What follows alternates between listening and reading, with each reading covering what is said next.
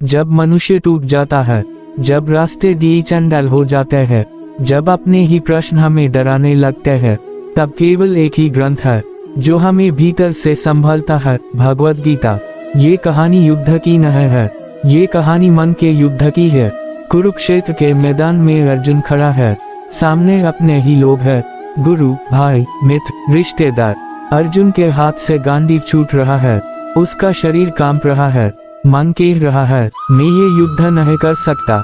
आज का मनुष्य भी तो यही कह रहा है, मैं इस जिम्मेदारी को नहीं संभाल सकता, मैं इस संघर्ष से थक गया हूँ। अर्जुन कोई योद्धा न है, अर्जुन हम सब है। श्री कृष्ण अर्जुन से कहते हैं, तुम दुखी इसलिए नहीं हो कि परिस्थिति कठिन है, तुम दुखी इसलिए हो क्योंकि तुम असत्य को सत्य मान बैठे हो।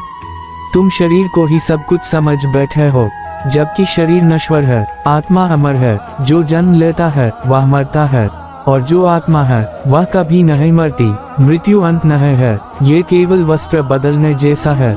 जैसे मनुष्य पुराने कपड़े उतारकर नए वस्त्र धारण करता है, वैसे ही आत्मा पुराने शरीर को छोड़कर नया शरीर धारण करती है। फिर डर किस बात का?